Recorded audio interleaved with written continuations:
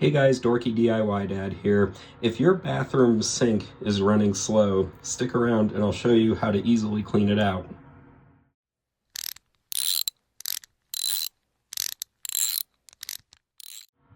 Okay, so what we have here is your standard pop-up drain for a bathroom sink. So pull the handle up on the faucet, drain goes down, and it seals the drain.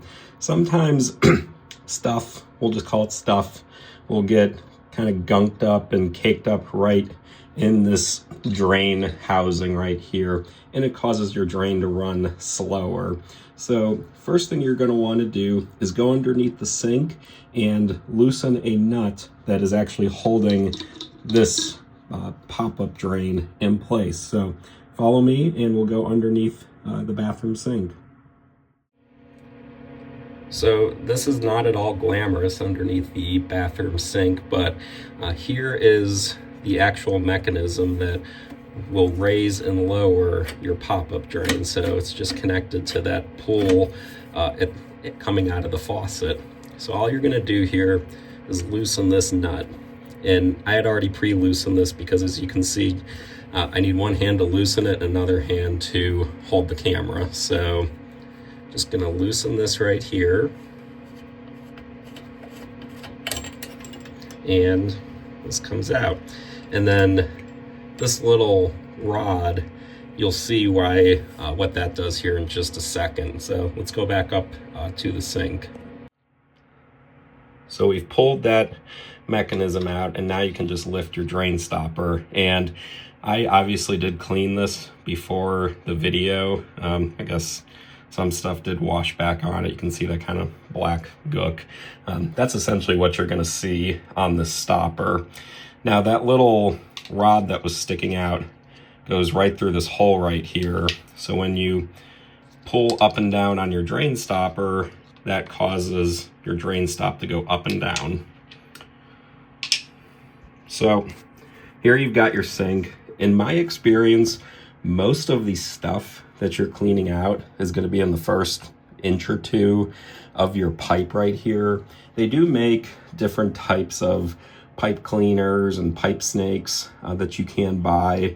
However, I've found that just a pair of long needle nose pliers works just fine. Again, it's kind of gross, but all of the hair and whiskers and stuff that goes down the drain usually just kind of starts to clump right there in the first inch or so. So if you take a pair of needle nose pliers, you can usually just stick them in there once or twice and pull everything out at once. So no real need for specialty tools. So once you get all the stuff out, wipe the sink down. It might be tempting to run some water just to wash everything down the drain. But remember, we took that part of the drain apart underneath the sink, so it will leak if you do that. So your best bet here, just wipe everything up with a towel, and then go ahead, wipe this off here. As you can see, I did it.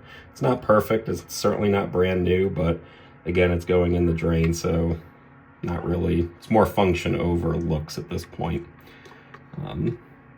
And you might notice too, so this is a Delta sink. I'm actually putting the drain stopper in so the Delta's backwards. I do recognize that it might look a little weird, but I did try and put it in so the Delta faces the other way, but with the way this hole is offset, the drain actually works better with the Delta upside down. So just don't want you to think I'm trying to be sloppy or something. So we'll go back under the sink here and put this back together. Okay, so we're back under the sink here. So first thing I'm gonna do is push up on the stopper. And again, you're just trying to get that rod to feed into this hole right here. And you're, again, trying to get the rod into that hole in the drain stop, which admittedly can be a little tricky. I think I've got it. So I'm just gonna go ahead and loosely thread this nut on. You may have noticed that someone who did this in the past put plumber's tape on here. You can if you want. I don't personally think it's necessary since this isn't a pressurized connection, but if it makes you feel more comfortable, go for it. So in my case, I don't. As you can see, it's pretty tight.